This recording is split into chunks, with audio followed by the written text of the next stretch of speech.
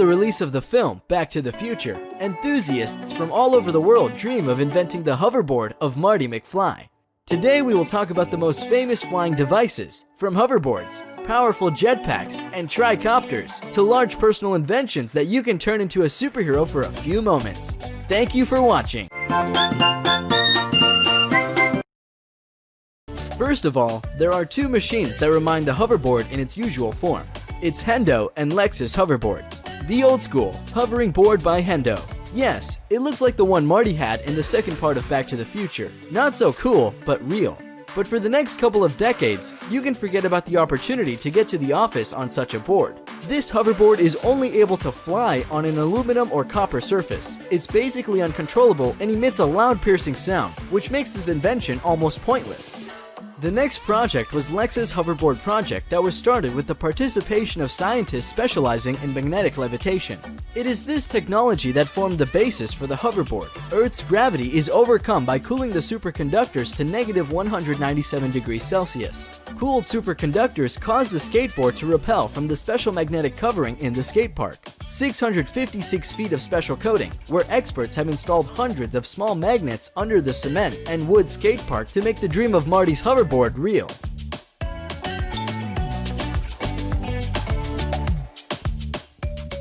Now, we turn to the list of real jetpacks. And the first among all is Jetpack Aviation's JB9, that bills itself as the world's only jetpack. The device can carry a total of 10 gallons of kerosene and uses small-scale airplane engines mounted to each side that provides upward thrust.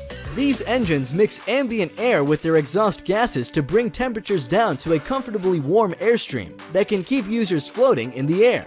David Mayman, the Australian inventor of JB9, debuted his device by flying it over the Hudson River and around the iconic New York landmark.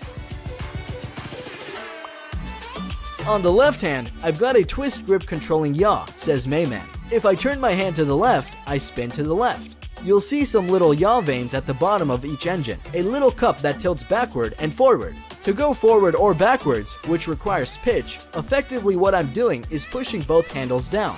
That'll make me go forward. With JB9, you can take off and land from absolutely vertical. You can get an initial climb rate of 500 to 1,000 feet a minute and a speed of 60 miles per hour. So if you can imagine walking out your front door and being able to take off from your porch, it can be real today. But pilot David Mayman and creator Nelson Taylor went further. In 2016, he presented the new jetpack JB10. David Mayman, the Australian pilot of the JB9, debuted his new JB10 by flying it over the Principality of Monaco. Powered with two engines that produce more than 1,000 horsepower, the new device can gain the horizontal speed of up to 120 miles per hour. JB10 can stay airborne for 15 to 20 minutes and reach altitudes of over 10,000 feet. Unbelievable for a device of the future. Unsurprisingly, all this gyroscopically balanced truck-sized vector thruster technology isn't cheap. Jetpack Aviation plans to start selling the JB10 in 2019, but to get your hands on one, you'll need to shell out about $250,000. Amazing real-life Iron Man suit that actually flies. Meet Richard M. Browning, the ex-soldier who's created an amazing working jetpack.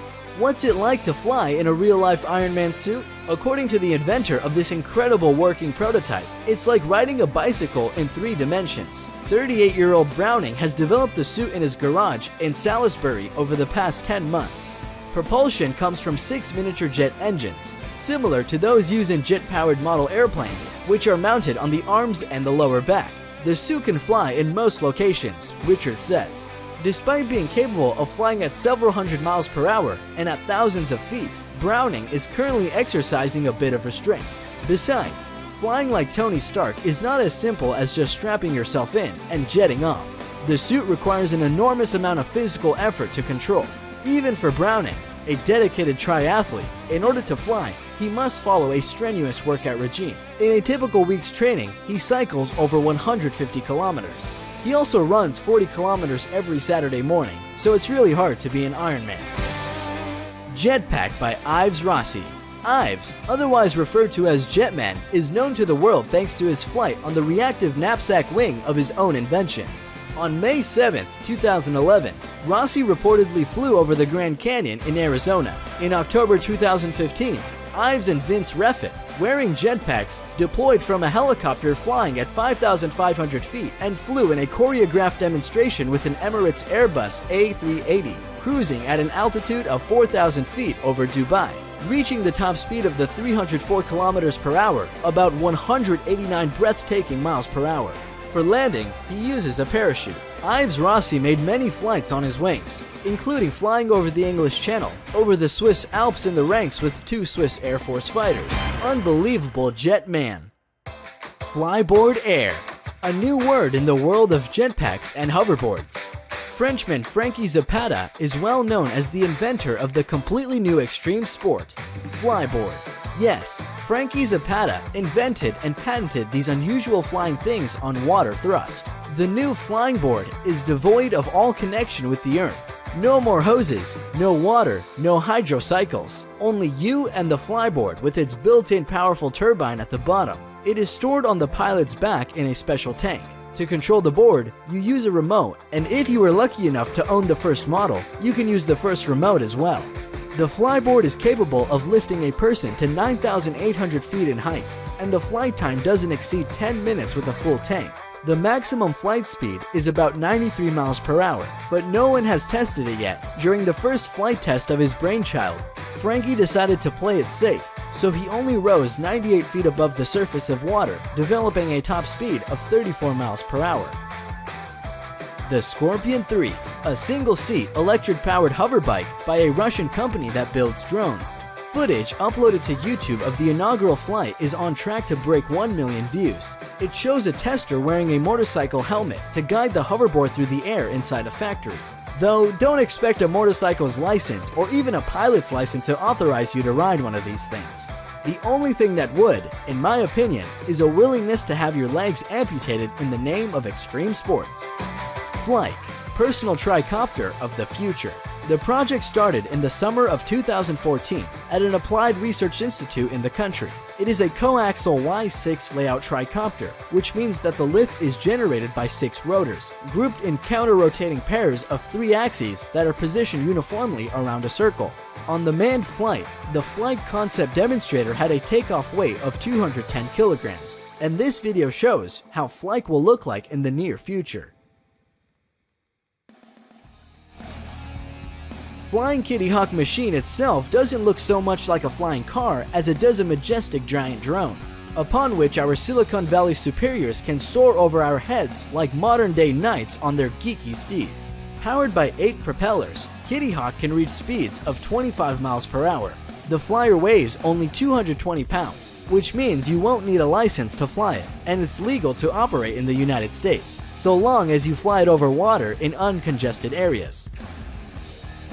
Des Molnar hates traffic, so he's built a flying machine.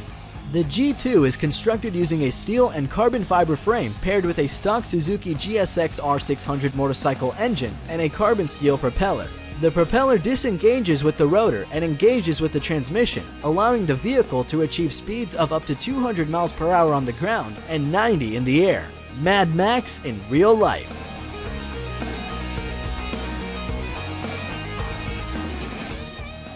Arca board. Inspired by the same film, developers constantly propose new ways of construction flying gadgets. Unlike its predecessors, the Arca board is able to soar above any unruffled surface. Actually, it has a weird appearance. Arca board looks like a concrete slab. Arca Corporation deals with development and production of space rockets, so the basis for creating flying board is the energy created by the motors. The flight of the device provides 36 electric motors with a total power of 272 horsepower. These start the appropriate number of channeled fans. As a result, Arca board can raise a passenger up to 242 pounds and fly about 1.2 miles at speeds of up to 12.4 miles per hour. The resources of lithium batteries suffice a maximum of 6 minutes, and then the batteries need to be reloaded for 6 hours. Omni hoverboard. This hoverboard consists of 8 propellers, which lift it into the air. The device is made out of carbon fiber. Power engines, which produce a total power of about 40 horsepower, are carried out through 12 batteries. But unfortunately, This hoverboard can be in the air no longer than a minute and a half. During the first test run, it overcame a distance of 3,000 feet.